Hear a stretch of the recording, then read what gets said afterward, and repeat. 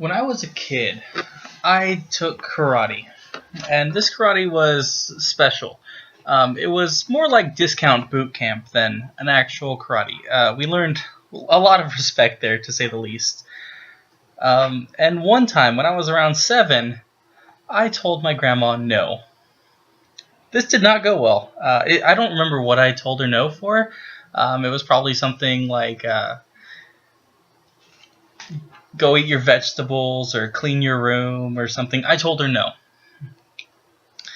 So she took me to the karate, and she told the leader of the karate, the boss, his name was Mr. Tucker, and she told him what I had done. And he said, he looked me in the eyes and he said, "We're going to fix that." Now, at this time, I think I was like a green belt or something, in the middle somewhere.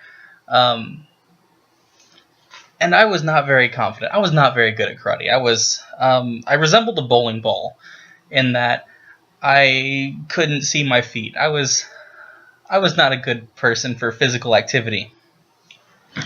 So, Mr. Tucker, he put me, and we did this thing called sparring where we would practice fight, and Mr. Tucker, he put me with this black belt, and his name was Roland. Now, Roland was, in reality, about 6'4", and he was a big, tall, very, very well-built man. His shoulders were really wide. He was a big guy. But to 7-year-old me, this man was a giant. This guy stood at least 9 feet tall. I didn't understand how he fit through doors. He was just so big. Now, Roland was a nice guy, but he also understood that discipline is something that needs to be enforced, because if you don't do it, then all the children will run wild, and it'll be total anarchy. So, Mr. Tucker put me, and he put me with Roland, and he told me to spar him, and then he told Roland to give me a hard time, and I'm sure there was some backroom talk, or this had happened before where. You don't want to hurt anybody. Nobody wanted to hurt me. This was not an attempt to injure me or like make me fear for my life or anything. This was just give me a good thump, so maybe I don't do that next time. So anyways, it's important to the story at this point to know that I had a loose tooth. Very loose, in fact. It was hanging on by just a thread, and I had been messing with it a lot recently.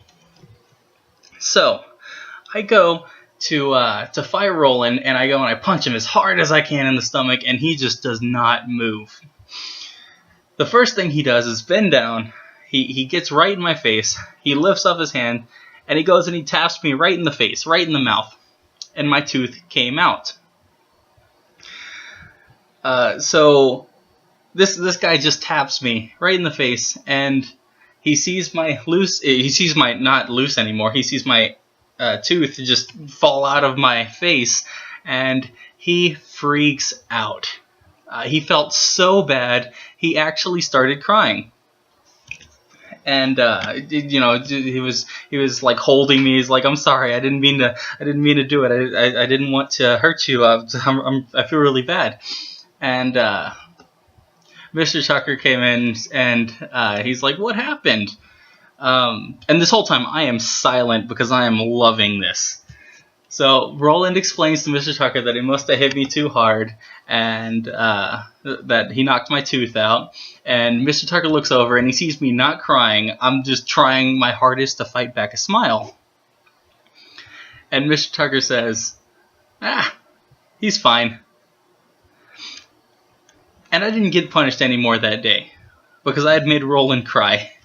And from then on, for as long as I still went and Roland still went to karate, I was known as the little kid that made Roland cry. Thank you.